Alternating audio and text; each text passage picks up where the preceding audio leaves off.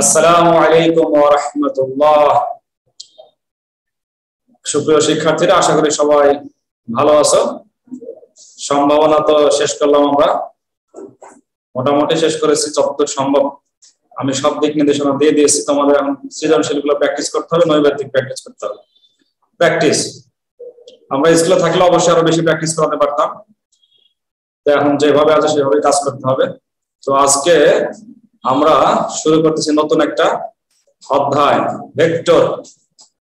নতুন অধ্যায়ের নাম হচ্ছে ভেক্টর। তো ভেক্টর শব্দটা শুনে বোঝা যায় না ব্যাপারটা কি। আসলে ভেক্টরে যদি আমরা একটু অন্যভাবে বলি তাহলে বিষয়টা বোঝা যাবে। সেটা হচ্ছে দিক নির্দেশক রাশি। ভেক্টরকে ভালোভাবে বললে কি হবে? সদিক রাশি বা দিক নির্দেশক রাশি। দিক নির্দেশক রাশি ভেক্টর থেকে বোঝা যাবে ভেক্টরটা কি। তো সম্ভাবনা ফিজিক্সে আছে স্যার। ফিজিক্সে তো আছেই, অবশ্যই ফিজিক্সে যা পড়েছো সেটা ধারণা কাজে লাগলো, অবশ্যই এখানে অন্যরকম কিছু পাবো, তাহলে আবার না হলে দিত না। তো ভেক্টর কি এটা একটু প্রাথমিকভাবে আমরা বুঝি। ধরো রাজশাহী থেকে একজন 20 কিলোমিটার দূরে কোথাও বেড়াতে গিয়েছে।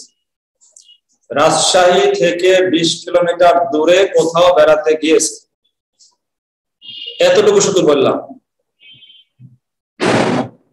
এখন সেটা কোন দিক, রাজশাহী থেকে কোন দিক গেছে, পূর্ব দিক, পশ্চিম দিক, উত্তর দিক, না কোন কর্নারে, কোনো দিক বললাম না। তাহলে ওই ব্যক্তিকে খুঁজে পাওয়া কিন্তু এত সহজ না, রাজশাহী থেকে কোন দিকে গেল। তবে এতটুকু বুঝতে পারতেছি যে সে যেখানে গেছে সেইখানে আমাদের এখান থেকে তার দূরত্ব হচ্ছে 20 কিলোমিটার। তো রাজশাহী থেকে 20 কিলোমিটার দূরে গেছে, এর মধ্যে কি কোনো দিক আছে কোন দিকে গেছে? না স্যার, যে কোনো দিকে যেতে পারে। তাকে কিন্তু খুঁজে পাওয়া খুব মুশকিল। এটা হচ্ছে অদিক রাশি বা স্কেলার রাশি, যার দিক নাই। যে রাশিকে বর্ণনা করতে কোনো দিকের প্রয়োজন নাই, শুধুমাত্র সংখ্যা আছে, শুধু পরিমাণ আর প্লাস মাইনাস আছে, আর কিছু নাই। এটার নাম হচ্ছে অদিক রাশি, অথবা এটার নাম হচ্ছে স্কেলার।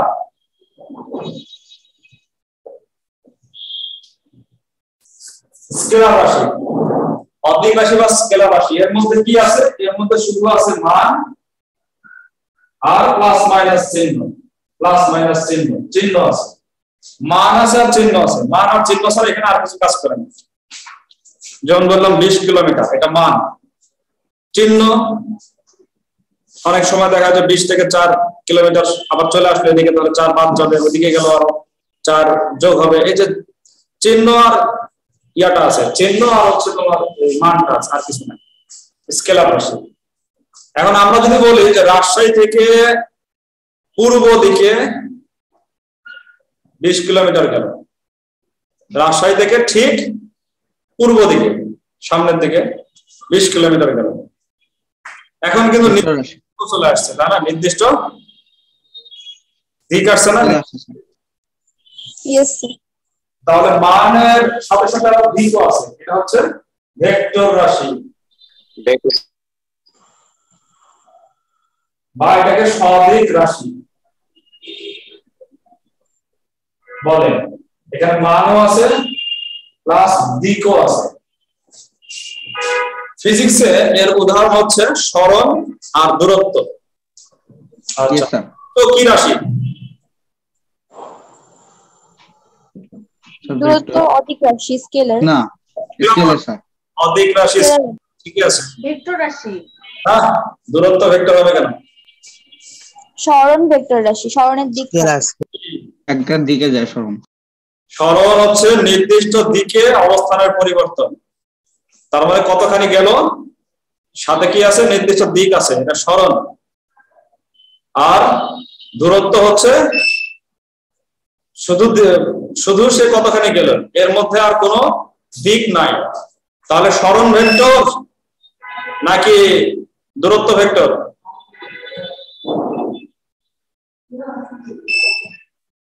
কোনটা ভেক্টর, সরণ না দূরত্ব? সরণ। সরণ স্যার। সরণ ভেক্টর, দূরত্ব স্কেলার। আচ্ছা বেগ আর বেগ হচ্ছে ভেক্টর, দ্রুতি হচ্ছে স্কেলার। স্কেলার। তো ফিজিক্সের মধ্যে তোমরা সংজ্ঞাতে আরো বিষয়টা বুঝতে পারবে, যে লেখা আছে যে নির্দিষ্ট দিকে সময়ের সাপেক্ষে বা একক সময়ে যে দূরত্ব অতিক্রম করে সেটা হচ্ছে দ্রুতি নাকি ত্বরণ? নির্দিষ্ট দিক থাকলে কি দ্রুতি না ত্বরণ? দ্রুতি। না না, ত্বরণ। না, ত্বরণ। ত্বরণ ভেক্টর। ত্বরণ নির্দিষ্ট দিক থাকবে, আর যদি নির্দিষ্ট দিক না থাকে তাহলে কি হবে?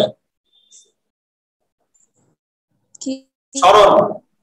তাহলে হবে সরণ। না সরণ বলছে, দ্রুতি। তখন হবে দ্রুতি। স্কেলার।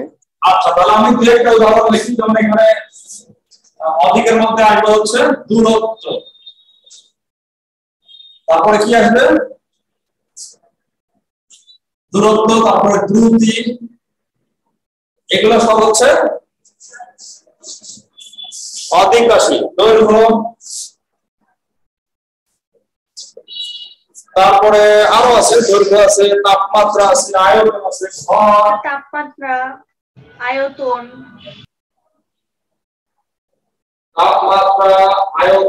এগুলোতে কোনো দিক নাই। আর দিক আছে, এগুলোর মধ্যে আছে বেগ, সরণ,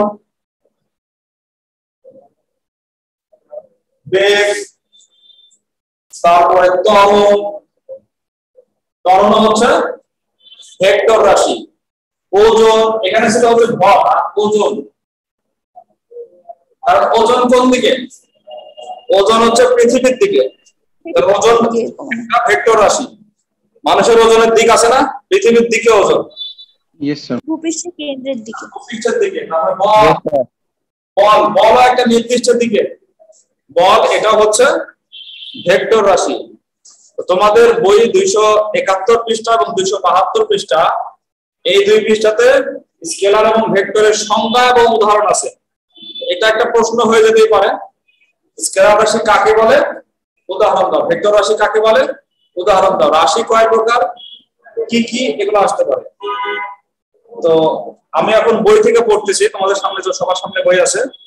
যে রাশি কেবলমাত্র একক সহ পরিমাণ দ্বারা অথবা পরিমাণের পূর্বে প্লাস বা মাইনাস চিহ্ন যুক্ত করে সম্পূর্ণরূপে বোঝানো যায়, অর্থাৎ যে রাশিকে সম্পূর্ণরূপে বোঝাতে পরিমাণ আর সাথে প্লাস মাইনাসের বেশি আর কিছু লাগে না, দিকের কোনো প্রয়োজন হয় না, সেই রাশিটাকে কি বলা হয়? স্কেলার বা অতিক নির্দিক রাশি বলা হয়।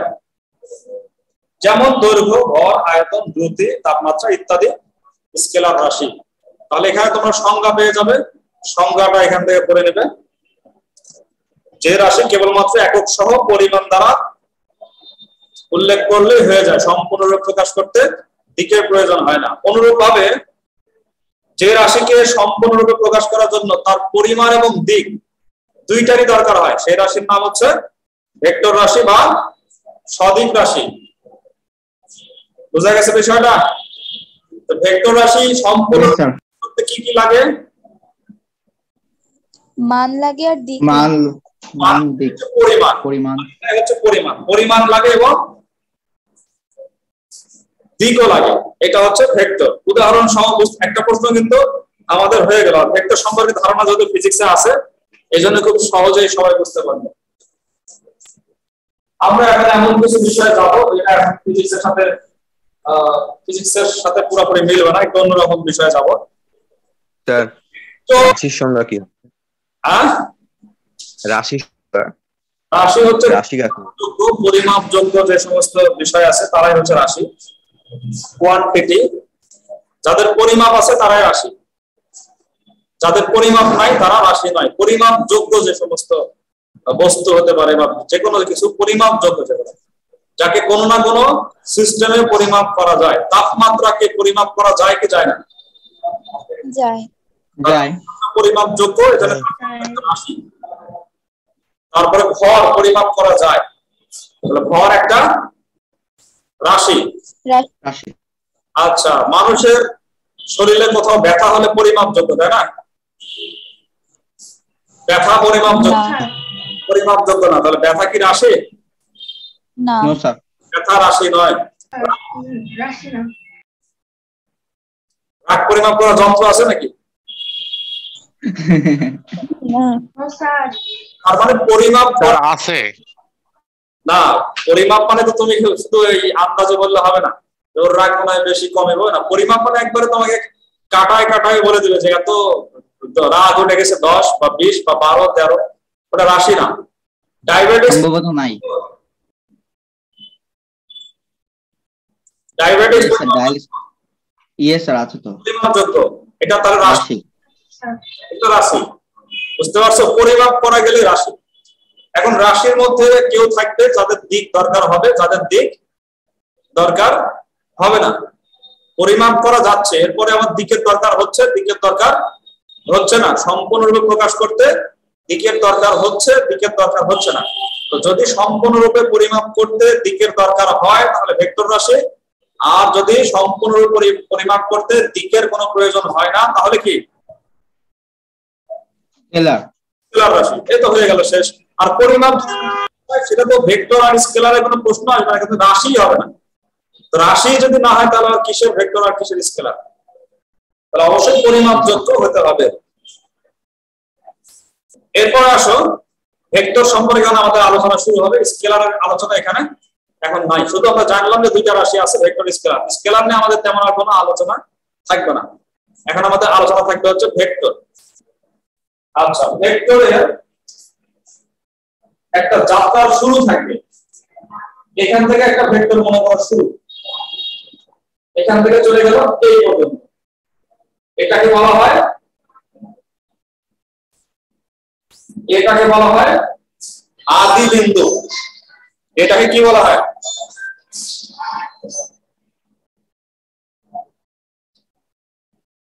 আদি বিন্দু। আদি বিন্দু, অথবা ইংরেজিতে বলে ইনিশিয়াল পয়েন্ট। ওটা হচ্ছে ইনিশিয়াল পয়েন্ট, যেখান থেকে যাত্রাটা শুরু। আর যেখানে গিয়ে যাত্রাটা শেষ তাকে বলা হয় প্রান্ত বা অন্তর্বিন্দু। অন্ত মানে শেষ। শেষ বিন্দু বলে না? হ্যাঁ, কি বললে সিফাত? সম্পূর্ণ তো ফিজিক্সের মতো। হ্যাঁ, ফিজিক্সের মতো হলেও এখন একটু দেখবে যে কিছু আর একটা অন্যরকম বিষয় আসবে। তো আদি বিন্দু অন্তর্বিন্দুর ভেক্টর যেহেতু ঠিক থাকবে। এখন এই যে আমি আদি বিন্দু দিলাম এ আর অন্তবিন্দু দিলাম বি, তাহলে যাত্রাটা কি এ থেকে বি না বি থেকে এ? এ থেকে বি। এ থেকে বি। এটা একটা তীর চিহ্ন দিয়ে বোঝাতে হবে যে আমাদের যাত্রা এ থেকে শুরু, বি থেকে শেষ। এই তীর চিহ্ন না দিলে কিন্তু আসলে ভেক্টর হবে না। তীর চিহ্ন না দিলে ভেক্টর দিক বোঝাবে, দিক বোঝাবে না। আবার যদি এটা আমরা উল্টা করি যে বি থেকে এ, তাহলে তীর চিহ্ন যাবে এই দিকে, পেছন দিকে। আচ্ছা, এখন এই যে এবি একটা ভেক্টর, এটাকে লেখা হবে কিভাবে, প্রকাশ করা হবে কিভাবে? এটাকে প্রকাশ করা হবে তিন ভাবে। একটা হচ্ছে এবি এর উপরে এরকম ভাবে মাথার উপরে চিহ্ন, আরেকটা হচ্ছে চিহ্ন এবি এর নিচে টান, আরেকটা হচ্ছে এবি মোটা করে। মোটা করে তো আমাদের হাতের লেখা সম্ভব না, কম্পিউটারে সম্ভব, বোল্ড করে। তা সম্ভব হয়েছে স্যার। সম্ভব হলে এভাবে প্রশ্ন লিখবে, কারণ পরীক্ষা আমাদের তো এটা করতে গেলে তোমার সময় চলে যাবে। তো লেখার ক্ষেত্রে বোল্ডটা চলবে না। সবচেয়ে বেশি গ্রহণযোগ্য কোনটা? প্রথমটা সবচেয়ে বেশি গ্রহণযোগ্য। দুই অক্ষর দিয়ে লিখলে যেখানে পরিপূর্ণরূপে বোঝাবে যে শুরু কি আর শেষ কি। আচ্ছা, আবার এক অক্ষর দিয়েও লেখা যায়। এক অক্ষর দিয়ে লিখলে আর কখনো মাথা উপরে ছিল না। এক অক্ষর দিয়ে লিখলে এটাকে আবার ধরে নেয় ইউ নিচেটা। ছোট হাতের অক্ষর দিয়ে সাধারণত লেখে এক অক্ষর দিয়ে লিখলে, কারণ বড় হাতের ইউ ধরে স্যার। হ্যাঁ, তখন আমরা এবিটাকে ইউ ধরে নিলাম। এক অক্ষর দিয়ে যখন আমরা লিখলাম তখন কাকে ধরেছি সেটা না জানা পর্যন্ত দিক ওখান থেকে বোঝা যায় না, তবে এতটুকু বোঝা যায় যে এটা একটা ভেক্টর। ভেক্টর বোঝা যাচ্ছে কি দেখে? ইউ এর নিচে একটা টান দেখে। তাহলে 4 রকম হলো কিন্তু লেখা, আসলে 4 রকম না 3 রকম, আর 3 জনকে ইউ ধরা যায়, 3 জনকে ইউ ধরা যায়। এটা এই তিনটা হচ্ছে মূলত লেখার নিয়ম, মানে সবাইকে ইউ ধরে নেওয়া যায়, এক অক্ষর দিয়ে ধরে নেওয়া যায়।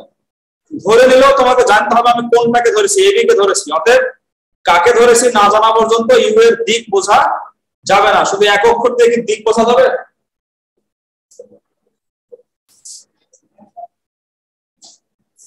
বলো, শুধু এক অক্ষর দিয়ে কি দিক বোঝা যাবে? বোঝা যাচ্ছে যাবে না।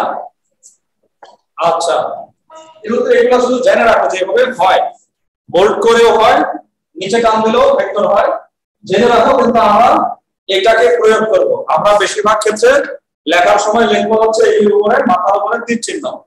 এই তীর চিহ্ন দ্বারাই বোঝাবে যে এ থেকে শুরু আর বিতে কি শেষ, এটা দেখে বোঝা যাচ্ছে। এ থেকে শুরু, বি থেকে শেষ। এ এর নাম হচ্ছে আদি বিন্দু আর বি এর নাম হচ্ছে অন্তবিন্দু। অন্তবিন্দু। ইউ দেখে কি বোঝা যাচ্ছে যে এটা আদি বিন্দু কি আর অন্তবিন্দু কে? বোঝা যাচ্ছে না। এটা শেখার জন্য, কারণ একটা অঙ্কের মধ্যে আমি বারবার A B B C C B 2 অক্ষর দিয়ে উপরে তীর চিহ্ন দিয়ে লিখতে অঙ্কের মধ্যে ঝামেলা হয়। এজন্য আমরা ধরে নিতে পারি যে এবিটাকে ইউ ধরে নিলাম, বিসিটাকে আরেকটা বি ধরে নিলাম। এইভাবে তখন অঙ্ক করার সুবিধার্থে ধরা হয়।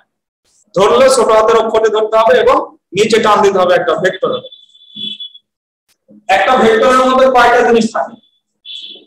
একটা ভেক্টরের মধ্যে মোট কয়টা জিনিস থাকে বলো? তোমাদের জানা এইসব বিষয় তো জানা না, জানি কয়টা জিনিস থাকে? একটা ভেক্টরের মধ্যে 3টা জিনিস থাকে। যে কোনো ভেক্টরের মধ্যে কয়টা জিনিস থাকে? 3টা। এক নম্বর থাকে হচ্ছে মান বা পরিমাণ। আচ্ছা, মান বলছি সংখ্যাটা, এটাকে পরিমাণ বলে। পরিমাণ বা মান তো একই। একটা ভেক্টরের মধ্যে মান আছে, 2 নাম্বার আছে ধারক রেখা, 3 নাম্বার আছে হচ্ছে দিক। একটা ভেক্টরের মধ্যে কয়টা জিনিস থাকে? 3টা জিনিস থাকে। 3টা জিনিস থাকে। 1 নাম্বার মান, 2 নাম্বার ধারক রেখা আর দিক, 3 নাম্বার হচ্ছে দিক। এখন এটা আমাদের ভালো করে বুঝতে হবে, কারণ এখন কিন্তু আমরা ফিজিক্সের থেকে একটু ফিজিক্স থেকে আমরা আরেকটু উন্নত মানে আসতেছি, তো এই জন্য আমাদের ভালো করে বুঝতে হবে। ধারক রেখা কি প্রশ্ন তো অবশ্যই আসবে, যেটা প্রশ্ন আসবে সেটা নিয়ে আমি সিরিয়াল বাই সিরিয়াল আলোচনা করবো। প্রথমে মান নিয়ে আলোচনা করছি। এবি ভেক্টরের মধ্যে মান আছে, সেই মানটা আমরা কি করে বুঝবো? এবি ভেক্টরের মধ্যে মান আছে, মান বুঝবো কি করে? আমরা মান বুঝবো হচ্ছে এবি এই ভেক্টরের দুই পাশে পরম মান চিহ্ন দিলে এটা দ্বারা বোঝাবে এবি ভেক্টরের মান। এবি ভেক্টরের দুই পাশে কি দিতে হবে? পরম মান চিহ্ন। পরম মান চিহ্ন এবি ভেক্টরের কি বোঝাবে? দিক বোঝাবে, তাই না? মান বোঝাবে। অথবা শুধু এবি লেখা যাবে, তখন এই চিহ্ন এবং এই চিহ্ন কেটে দিয়ে দিক, শুধু দিক ওখান থেকে আউট হয়ে গেছে। পরম মান চিহ্ন দিলে দিক আউট, দিক বাদ, শুধু এবি লেখা যাবে স্যার, দিক বাদ হয়ে যাবে। এক অক্ষরের ক্ষেত্রে তখন শুধু ইউ লেখা যাবে না, তখন এইভাবেই লিখতে হবে। 2 অক্ষরের ক্ষেত্রে দিক এবং পরম মান চিহ্ন দুটোই বাদ দিয়ে মান লেখা যাবে, কিন্তু এক অক্ষরের ক্ষেত্রে ইউ লিখে দুই দিকে দুটো টান দিতে হবে। তাহলে এটা গেল হচ্ছে একটা ভেক্টরের মধ্যে 3টা জিনিস যে আছে, সেই 3টা জিনিস থেকে সেকে বের করতে হবে না একটা একটা করে। এর মধ্যে 3টা জিনিস আছে, এটা বের করবো কি করে, ওটা বের করবো কি করে, ওটা বের করবো কি করে। তো মান বের করার জন্য কি করতে হবে? দুই পাশে পরম মান দিতে হবে, পরম মান চিহ্ন দিতে হবে। আচ্ছা, মনে করো হচ্ছে এখানে ছিল হচ্ছে 30 কিলোমিটার, তাহলে এই যে পরম মান চিহ্ন দিলে শুধুমাত্র 30 কিলোমিটার বের হবে। ধারক রেখাটা কোনটা ছিল, তারপরে হচ্ছে দিক কোন দিক ছিল, এগুলো কিন্তু তখন আর পাওয়া যাবে না, শুধু পাওয়া যাবে মানটা। আচ্ছা, এবার ধারক রেখায় আমরা আসি। ধারক রেখা কি? ধারক রেখার সংজ্ঞা তোমরা পাবে 172 পৃষ্ঠায়। 172 পৃষ্ঠায় নিচে কাজের উপ উপরের প্যারা তার উপরের প্যারা, কাজের উপরের প্যারা। ধারক রেখা কি? কোন একটা ভেক্টর যে অসীম সরলরেখার অংশ বিশেষ, কোন একটা ভেক্টর যে অসীম সরলরেখার অংশ বিশেষ তাকে বলা হয় ওই ভেক্টরের ধারক রেখা বা শুধু ধারক। কি বললাম? কোন একটা ভেক্টর যে অসীম সরলরেখার অংশ বিশেষ তাকে ওই ভেক্টরের ধারক রেখা। ভেক্টর হচ্ছে রেখাংশ, ধারক বলে। ভেক্টর তো ছোট একটা জিনিস, এক জায়গায় শুরু আছে এক জায়গায় শেষ হবে, তাহলে কি রেখা না রেখাংশ? আরেকবার। রেখাংশ। শুরু আছে শেষ আছে, তাহলে রেখা না রেখাংশ? রেখাংশ। রেখাংশ। রেখা রেখাংশ। ধারক রেখা মানে হচ্ছে যেটা শুরু থাকবে না শেষ থাকবে না। তো ভেক্টর যে অসীম রেখার অংশ থাকবে না, মনে করো এদিকে চলে গেছে অসীম, এইদিকে চলে গেছে অসীম, আমি এখানে নাম দিলাম সি, এখানে নাম দিলাম ডি, দুইদিকে অসীম চলে গেছে, অসীম পরিমাণ চলে গেছে। তাহলে এবি ধারক রেখাকে আমরা কি বলতে পারি? সিডি বলতে পারি। সিডি হচ্ছে এবি ধারক রেখা। আবার আমরা বলতে পারি এবি, এটি হচ্ছে এবি ধারক রেখা। আমরা বলতে পারি হচ্ছে সিডি, সিডি ধারক রেখা। আমরা বলতে পারি এবি, সবই বলতে পারি। ওই ভেক্টরটুকু বোঝাচ্ছে এরকম যে ওই ভেক্টরের উপরে যে রেখাটা আছে অসীম রেখাটা, পুরো রেখাটাই ওই ভেক্টরটাকে ধারণ করে আছে। তাহলে সংক্ষেপে এবি বলা হবে। এবি ছোট আর বলা হবে, এবি হচ্ছে এবি ধারক রেখা, এবি নিজেই নিজের ধারক রেখা। আবার তার চেয়ে বড় করে দাও সিডি এবি ধারক রেখা, তাই না? সিডির মধ্যে এবি আছে, এবির মধ্যে সিডি নাই। আবার সিডি আর সিডির ধারক রেখা। তুমি সি থেকে ডি এর মধ্যে কি এবি নাই? আছে। এ থেকে ডি এর মধ্যে এবি আছে, কিন্তু ছোট হওয়া যাবে না। তো কোন একটা ভেক্টর যে অসীম সরলরেখার অংশ বিশেষ তাকে বলা হয় কি? বলা হয় তাকে ধারক রেখা। ওই ভেক্টরের ধারক রেখা। তার একটা ভেক্টরের মধ্যে কয়টা জিনিস থাকে? তিনটা। নাম্বার থাকে মান, ধারক রেখা, দিক। ধারক রেখা, দিক। আচ্ছা স্যার একটা কোশ্চেন। দিক, দিক তো বুঝতে কি হচ্ছে? এ থেকে বি, এটাই তো দিক, এ থেকে বি। দিক বোঝা যাচ্ছে না? দিক, দিক হচ্ছে এ থেকে বি। Yes sir. তিনটা জিনিস বোঝা গেল। আচ্ছা এবার আমরা স্যার একটা কথা স্যার। কি বলবে? বলো বলো, কি সমস্যা? স্যার এই যে ধারক রেখা বললেন না, এ আর বি এর ধারক রেখা এ বি, আবার সি আর ডি এর ধারক রেখা A B, C R D এর ধারক রেখা কি সিডি হয়? ধারক রেখা তো ভেক্টরের, ভেক্টর তো একটা, এবি ভেক্টর। হ্যাঁ, আর সিডি ধারক রেখা কি সিডি না এবি হবে? এবি ভেক্টরের ধারক রেখা এবি কে ধারণ করেছে এরকম যে কোনো রেখা হলেই হবে। ও আচ্ছা। তো সি নাই, সি নাই, তখন তুমি তো এ আর ডি বলবে যে ধারক রেখা। ধরো ডিও নাই, তখন তুমি এবি তো বলবে, আর কি নাম বলবে? নতুন নাম তো নাই। তো এবি যখন রেখাকে বোঝাবে তখন ওই এবি অংশটাকে বোঝাবে না। বুঝতে পারছি। বুঝতে পারছো? আচ্ছা এবার সমান ভেক্টরে আমরা আসলে গুরুত্বপূর্ণ একটা বিষয়, দুইটা ভেক্টর সমান হলে কি হবে? দুইটা ভেক্টর মনে করো, দুইটা ভেক্টর সমান, একটা ভেক্টর হচ্ছে ইউ ভেক্টর আর একটা হচ্ছে ভি ভেক্টর। দুইটা ভেক্টর সমান, ইউ আর ভি দুইটা ভেক্টর সমান। তো দুইটা ভেক্টর সমান হলে কি হবে? দুইটা ভেক্টর সমান হলে তিনটা সিদ্ধান্ত পাওয়া যাবে, 1 2 3। কারণ একটা ভেক্টরের মধ্যে যেহেতু তিনটা জিনিস থাকে, এই কারণে দুইটা ভেক্টর সমান হলে তাদেরও তিন জিনিসই সমান হবে। তারা মানেও সমান হবে, তারা দিকেও সমান হবে, আর ধারক রেখার ব্যাপারে একটা সিদ্ধান্ত দেওয়া হবে। আমি এখন একটা একটা করে বলছি। দুইটা ভেক্টর সমান হলে এক নাম্বার পাওয়া যাবে হচ্ছে তাদের মান সমান। তার মানে কি? ইউ এর মান ইকুয়াল টু ভি এর মান। একক পদে লিখলাম, দুই একক পদে লিখলে তো আমরা এবি ইকুয়াল টু সি লিখতে পারি। তাদের মান সমান। দুই নাম্বার হচ্ছে তাদের ধারক রেখা। ধারক রেখা একই অথবা সমান্তরাল। সমান্তরাল। 3 নাম্বার হচ্ছে দিক একই। তো মেল কথা হচ্ছে মানের সমান, দিকের সমান, আর ধারক রেখা একই অথবা সমান্তরাল। এটা আমি একটু বুঝিয়ে দিই, ধারক রেখা একই বা সমান্তরাল একটু বুঝাই দিই। মনে করো দুইজন ব্যক্তি রাজশাহী থেকে পশ্চিম দিকে যাচ্ছে। দুইজন ব্যক্তি রাজশাহী থেকে পশ্চিম দিকে যাচ্ছে। কোন দিকে? পশ্চিম দিকে। কয় কিলোমিটার? পশ্চিম দিকে। কিলোমিটার। দুইজনে 20 কিলোমিটার রাজশাহী থেকে পশ্চিম দিকে যাচ্ছে। দিক আছে এখানে, কিন্তু তাদের ধারক রেখা ভিন্ন হতে পারে। ধারক রেখাটাকে রাস্তার সাথে তুলনা করো।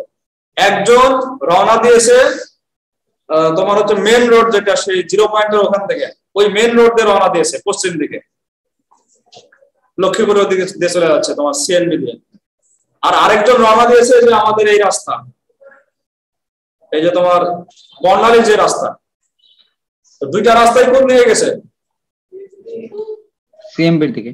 সিএনবি দিয়ে, সিএনবি না, দুইটা রাস্তা পশ্চিম দিয়ে গেছে, দুইটা সিএনবি বলছে। হ্যাঁ, পশ্চিম দিকে। ওই দিকে যে আছে সে সিএনবি দিকে যাচ্ছে, আর এই দিকে যে আছে সে পশ্চিম দিকে যাচ্ছে, চলে যাবে সোজা পশ্চিম দিকে। হ্যাঁ, রেলগেট দিয়ে চলে যাবে। এখন এই যে রাস্তাটা হচ্ছে এই দুইজনার 20 কিলোমিটার যাওয়ার একটা ধারক রেখা। এই রাস্তাটাকে তুমি মনে করো ধারক রেখা। তাহলে এখানে তাদের ধারক রেখাটা কি অবস্থায় আছে? সমান্তরাল আছে। সমান্তরাল। তাহলে দুইজনই পশ্চিম দিকে 20 কিলোমিটার যাচ্ছে, এটা সমান্তরাল হতে পারে। আবার এমন হতে পারে যে দুইজনই একই রাস্তাতে দিয়ে যাচ্ছে, তখন ধারক রেখাটা একই। দুজন ব্যক্তি একই দিকে একই সমান্তরালে যেতে চায়, সেটা একই রাস্তা দিয়েও যেতে পারে, পাশাপাশি দুইটা সমান্তরাল রাস্তা দিয়েও যেতে পারে, তাই একই দিকে যাবে। এই জন্য ধারক রেখা সমানও একই হতে পারে অথবা সমান্তরাল হতে পারে। সমান্তরাল হতে পারে। আচ্ছা, আরেকটা বিষয় দিয়ে আজকে শেষ করি। আরো দুইটা বিষয় দরকার ছিল, কারণ অঙ্ক করতে গেলে এই বিষয়গুলো লাগবে। এরপরে হচ্ছে বিপরীত ভেক্টর কি জিনিস? বিপরীত ভেক্টর। বিপরীত ভেক্টর মানে u = -b, এটাকে বলে বিপরীত ভেক্টর। তো সেক্ষেত্রে সব তাদের মান সমান, ঠিক আছে, মান সমান। দিক কি হবে? একই না ভিন্ন? বিপরীত হবে। ভিন্ন। ধারক রেখা একই বা সমান্তরাল, এটাও ঠিক আছে। ধারক রেখা একই বা সমান্তরাল, এটাও ঠিক থাকবে। বিপরীত দিকে গেলেও ধারক রেখা হয় একটাই হবে, মানে একই রাস্তায় যাচ্ছে, না হলে সমান্তরাল দুই রাস্তা দিয়ে দুজন দুই দিকে যাচ্ছে। কিন্তু দিকটা শুধুমাত্র চেঞ্জ হবে, দিকটা হবে দুজনের বিপরীত। এই জিনিসটা কিন্তু আবার বিপরীত ভাবেও সঠিক, অর্থাৎ যদি দুইটা ভেক্টরের মধ্যে এই তিনটা তথ্য পাওয়া যায় তাহলে তারা সমান। তখনই সমান হবে যখন এই তিনটা জিনিস পাওয়া যাবে, তাদের মান সমান, তাদের ধারক রেখা একই অথবা সমান্তরাল, এবং তাদের দিক একই। আর দুইটা ভেক্টর তখনই বিপরীত হবে যখন তাদের মান সমান, তাদের বিন্দুটা আলাদা, আর তাদের দিকটা বিপরীত। আরেকটা হচ্ছে শূন্য ভেক্টর কাকে বলা হয়? যে ভেক্টরের মান শূন্য তাকে বলা হয় শূন্য ভেক্টর। যে ভেক্টরের মান শূন্য তাকে কি বলে? শূন্য ভেক্টর। শূন্য ভেক্টর। শূন্য ভেক্টর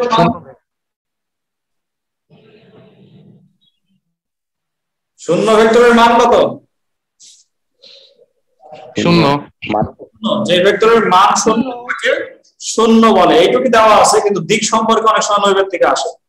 আচ্ছা, যে ভেক্টরের মান শূন্য তাকে শূন্য ভেক্টর বলে। শূন্য ভেক্টরের দিক আছে না নাই? নাই। নাই বলে তুমি নির্ণয় করা যায় না।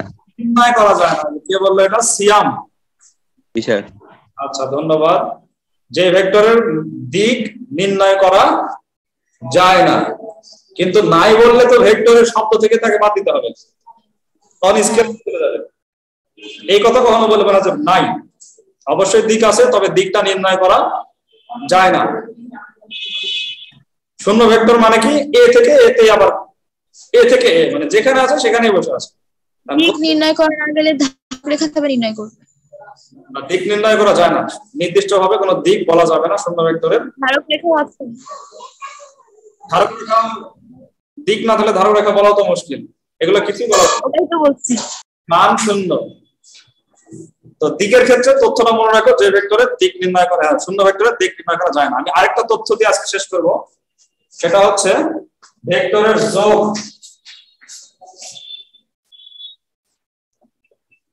ভেক্টরের যোগ, ভেক্টরের যোগ, দুইটা ভেক্টর, একটা হচ্ছে ইউ আর একটা হচ্ছে ভি। এই দুইটা ভেক্টর যোগ করলে কি পাওয়া যাবে? তো দুইটা ভেক্টর যোগ করলে কি পাওয়া যাবে সেটা একটু ভালো করে খেয়াল করো। মনে করো ইউ একটা ভেক্টর যেটা শুরু হয়েছে এখান থেকে এখান পর্যন্ত, এ আর বি এই দিকে গেছে, এটা হচ্ছে ইউ। যে ইউ ভেক্টরের আদি বিন্দু হচ্ছে এ আর অন্তবিন্দু হচ্ছে বি। এই বি ভেক্টর যেখানে এই বি ভেক্টরটা যেখানে গিয়ে শেষ হলো অন্তবিন্দু, এই অন্তবিন্দু থেকে আরেকটা ভেক্টর গেল হচ্ছে বিসি, যেটাকে আমরা বলতেছি ভি। তাহলে ইউ ভেক্টরের অন্তবিন্দু থেকে আরেকটা ভেক্টর অঙ্কিত হবে কি? V vector.